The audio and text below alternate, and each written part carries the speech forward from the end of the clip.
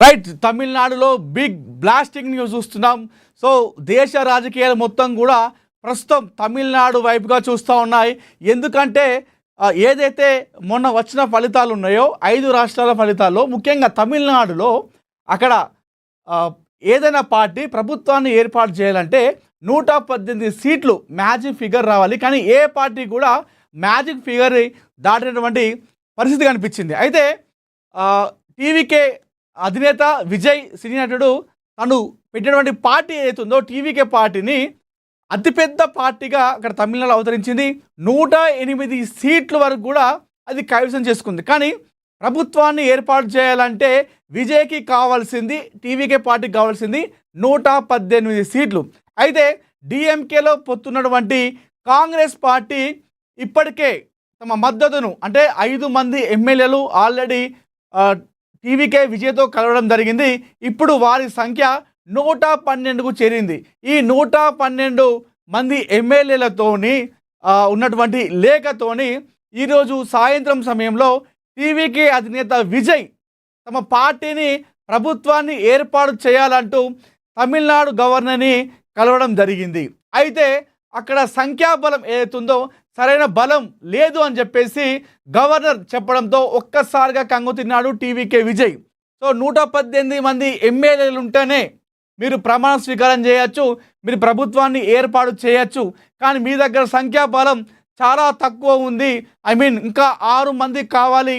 So ఈ నేపథ్యంలో మేము ఎట్టి పరిస్థితుల్లో మీ పార్టీని ప్రభుత్వాన్ని ఏర్పాటు చేయలేము అని చెప్పేసి గవర్నర్ చెప్పడంతో ప్రస్తుతం టీవీకే విజయ్ డైలమాలో పడడం జరిగింది. అయితే డిఎంకేలో ఉన్నటువంటి వామపక్షాలు వారు కరాఖండిగా చెప్పడం జరిగింది, మేము ఎట్టి పరిస్థితుల్లో టీవీకే విజయ్కి మేము సపోర్ట్ చేయము, డిఎంకే పార్టీ నుండి మేము బయటికి వెళ్ళము, డిఎంకే పార్టీతోనే మేము ఉంటాము, అంతేగాని మాకు ఎలాంటి సపోర్ట్ ఏ పార్టీ కూడా చేయమని చెప్పేసి కరాఖండిగా కూర్చున్నారు అటు వామపక్ష పార్టీలన్నీ కూడా.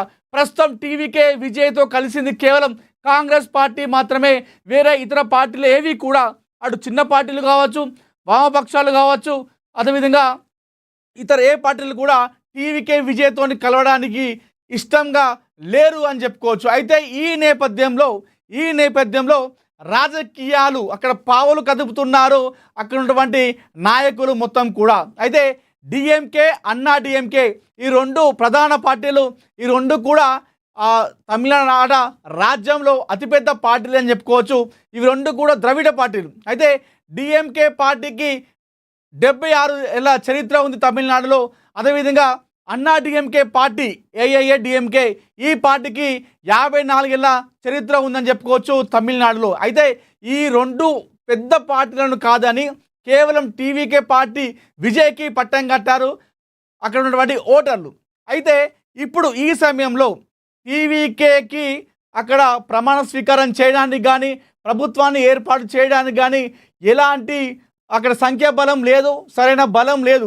ఈ నేపథ్యంలో అక్కడ మనం బిగ్ బ్లాస్టింగ్ న్యూస్లు చూస్తున్నాం. డిఎంకే, అన్నా డిఎంకే ఈ 2 పార్టీలు కూడా పొత్తు కలవబోతున్నాయి, ప్రభుత్వాన్ని ఏర్పాటు చేయబోతున్నాయి అనేటప్పుడు కూడా మనకు ఒక బ్రేకింగ్ న్యూస్ అయితే ప్రస్తుతం అయితే చూస్తున్నాం. డిఎంకే తమిళనాడులో 59 సీట్లు గెలుచుకోవడం జరిగింది. అన్నా డిఎంకే చూసుకుంటే 47 సీట్లు గెలుచుకోవడం జరిగింది. అయితే ఈ 2 పార్టీలతో ఉన్నటువంటి వామపక్షాలు కలుపుకుంటే వారి సంఖ్యాబలం 121 సీట్లకు చేరుతుంది. అంటే తమిళనాడులో ప్రభుత్వాన్ని ఏర్పాటు చేయాలంటే అక్కడ కావాల్సింది 118 సీట్లు. అదే ఇక్కడ చూసుకున్నట్టయితే నాటకీయ పరిణామాలు, అటు డిఎంకే 59, అదేవిధంగా అన్నా డిఎంకే 47. ఈ 2 పార్టీలతో ఉన్నటువంటి వామపక్షాలు మిత్రపక్షాలు, ఇటు డిఎంకే పార్టీతో ఉన్నటువంటి మిత్రపక్షాలు కావచ్చు, అన్నా డిఎంకే పార్టీతో ఉన్నటువంటి మిత్రపక్షాలు కావచ్చు, ఈ 2 పార్టీలు కూడా వామపక్షాలతో కలిసి 121 సీట్ల వరకు సంఖ్యాబలం చేరుతుంది. కానీ డిఎంకే, అన్నా డిఎంకే ఈ 2 పార్టీలు కూడా ఒకరికొకరు ప్రధాన శత్రువులు. అంటే ఆ పార్టీ అంటే ఈ పార్టీకి పడదు, ఈ పార్టీ అంటే ఆ పార్టీకి పడదు, ఈ 2 కలిసే అటువంటి ఆప్షన్ లేదు అని చెప్పేసి చాలామంది అనుకున్నారు. కానీ అర్ధరాత్రి నుండి వీరిద్దరు కూడా కలవబోతున్నారని చెప్పేసి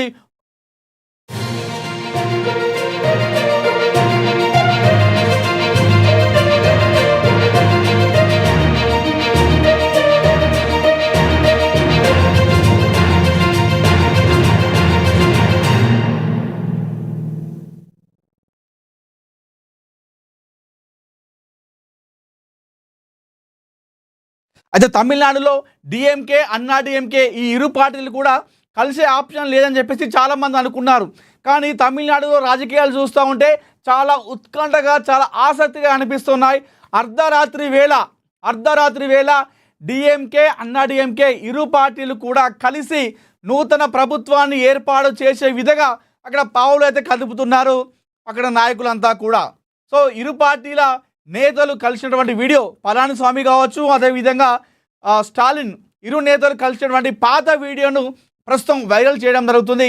గతంలో ఈ ఇరువురు కూడా ఒక సమావేశం కావడం జరిగింది. ప్రస్తుతం ఆ వీడియోని చాలామంది వైరల్ చేస్తూ ఉన్నారు. అయితే ఆ వీడియో ఏదైతే ఉందో కలిసిన వీడియో, ఆ వీడియోనే ఇప్పుడు నిజం కాకపోతుంది అన్నట్టు కూడా చాలామంది అయితే చెప్తా ఉన్నారు. అయితే 121 ఓట్లతోని అక్కడ సంఖ్యాబలంతో నూతనంగా వీరు పార్టీని ప్రభుత్వాన్ని ఏర్పాటు చేయబోతున్నారు అని చెప్పేసి ప్రస్తుతం అయితే ఒక big blasting news, big breaking news అయితే అంతా ఉంది. ఒక్కసారిగా దేశం మొత్తం తమిళనాడు వైపుగా చూస్తూ ఉన్నాయి. మొన్నటి వరకు వెస్ట్ బెంగాల్ వైపు చూశాయి రాజకీయాలు మొత్తం కూడా. ప్రస్తుతం తమిళనాట చూస్తున్నాయి. అక్కడ ఏం జరగబోతుంది, సెకండ్కి పూటకొక మలుపు తిరుగుతున్నాయని చెప్పేసి అక్కడ మనం చాలామంది కూడా దీనిపైన ఆసక్తిగా అయితే చూస్తూ ఉన్నారు. అయితే డిఎంకే పార్టీలో ఉన్నటువంటి అధినేత ఎవరైతే ఉన్నారో స్టాలిన్ కొలత్తూరు కాన్స్టిట్యున్సీ నుండి తను ఓడిపోవడం జరిగింది. ఈ నేపథ్యంలో తను ఒకవేళ ఈ రెండు పార్టీలు కనుక కలిసినట్టయితే ప్రభుత్వాన్ని ఏర్పాటు చేసినట్టయితే మామూలుగా మన స్టాలిన్ని సీఎంగా చేయడానికి చూపిస్తారు. కాకపోతే ఈ ఎన్నికల్లో స్టాలిన్ కొలత్తూరు కాన్స్టిట్యున్సీ నుండి ఓడిపోవడం జరిగింది ఎమ్మెల్యేగా. కాబట్టి తను ముఖ్యమంత్రి అవ్వడానికి ఆప్షన్ లేదు. ఈ నేపథ్యంలో అన్నా డిఎంకే పార్టీ నుండి ఎమ్మెల్యే గెలిచినటువంటి పళనిస్వామిని ముఖ్యమంత్రిగా చేయబోతున్నారు. ఉప ముఖ్యమంత్రిగా స్టాలిన్ కుమారుడు ఉదయనిధి స్టాలిన్ని ఉప ముఖ్యమంత్రిగా చేయబోతున్నటువంటి వార్తలు అయితే ప్రస్తుతం ఒక ట్రెండింగ్ అయ్యాయి. మొత్తం దేశవ్యాప్తంగా కూడా చాలామంది కూడా నిద్రపోకుండా తమిళనాడులో ఏం జరుగుతున్నటువంటి ఆసక్తిని ఆ బ్రేకింగ్ని ఎప్పటికప్పుడు ప్రజలు కావచ్చు, రాజకీయ విశ్లేషకులు తెలుసుకుంటూ ఉన్నారు. సో ఇందాక నేను చెప్పినట్టుగా డిఎంకే పార్టీ అన్నా డిఎంకే పార్టీ రెండు కూడా ప్రధాన శత్రువులు. సో ఏ ఒక్క పార్టీ కూడా అటు డిఎంకేకి అన్నా డిఎంకేకి మనం పచ్చగడ్డి వేస్తే ఎంత అయితే అది నిప్పు వస్తుందో ఆ రకంగా కూడా ఈ రెండు పార్టీలకు కూడా అస్సలు పడదు. అలాంటి పార్టీలు ఇప్పుడు కలవబోతున్నాయి. ఎందుకు అంటే ఒకటే రీజన్ చెప్తా ఉన్నారు. సో తమిళనాడులో ద్రవిడ పార్టీలు, సో ఈ ద్రవిడ నేపథ్యంలో వచ్చినటువంటి ఈ ఉనికిని మనం కాపాడుకోవాలంటే మనం మన వైరాగ్యాలను మన శత్రుత్వాలను పక్కన పెట్టి మరి మన ద్రావిడ ఉనికిని కాపాడుకోవాలంటే మన ఇద్దరం కలవాలి, రెండు పార్టీలు కలిసి ప్రభుత్వాన్ని ఏర్పాటు చేయాలనేటువంటి నేపథ్యంలోనే ఈ ఇరు పార్టీలు కూడా కలుస్తున్నట్టుగా చెప్తున్నా. ఈ నేపథ్యంలో డిఎంకే వర్గాలు కూడా సమాచారాన్ని వెల్లడించినట్టుగా చాలామంది చెప్తా ఉన్నారు. సో డిఎంకేనే ఒక నోట్ ఇచ్చింది. చాలామంది కూడా అన్నా డిఎంకేతో చర్చలు జరుగుతున్నాయి. ఎందుకంటే అక్కడ రాష్ట్ర ప్రభుత్వాన్ని ఏర్పాటు చేసే విషయంలో డిఎంకే అన్నా డిఎంకే ఒకటవుతున్నాయి. ఎందుకు అంటే అక్కడ ఇరు పార్టీలు కూడా ద్రవిడ పార్టీలు, ద్రవిడ నేపథ్యంతో ఉన్నటువంటి పార్టీలు. ఆ ద్రవిడ ఉనికిని కాపాడుకోవాలి కాబట్టి మన శత్రుత్వాన్ని మన వైరాగ్యాన్ని మొత్తం కూడా పక్కన పెట్టేసి మనం కలిసిపోయి ప్రభుత్వాన్ని ఏర్పాటు చేసుకోవాలన్నటువంటి నేపథ్యంలోనే అక్కడ నాయకులు అయితే అక్కడ చక్రం తిప్పుతూ ఉన్నారు. అటు డిఎంకే కావచ్చు అన్నా డిఎంకే కావచ్చు. అయితే ఇప్పటికే గవర్నర్ అయితే ప్రభుత్వాన్ని ఏర్పాటు చేయడానికి అనుమతి లేదు అంటూ అక్కడ టీవీకే అధినేత విజయ్కి కరాఖండిగా చెప్పడం జరిగింది. ఒక్కసారిగా డైలమాలో పడ్డాడు. అసలు అర్థం కాని పరిస్థితి ఉంది విజయ్కి. ఎందుకంటే విజయ్కి రాజకీయాలు చాలా కొత్త.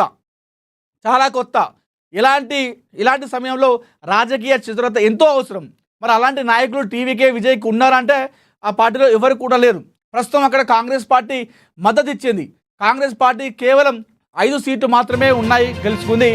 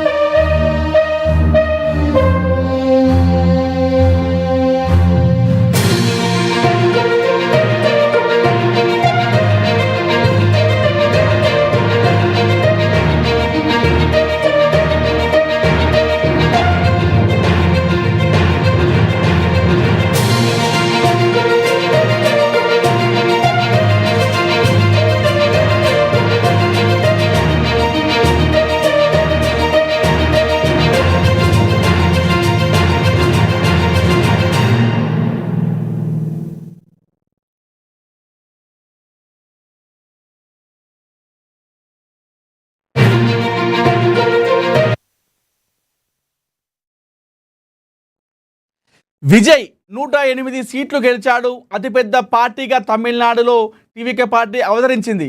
కానీ ఇలాంటి సమయంలో రాజకీయ చతురత అనేది చాలా అవసరము.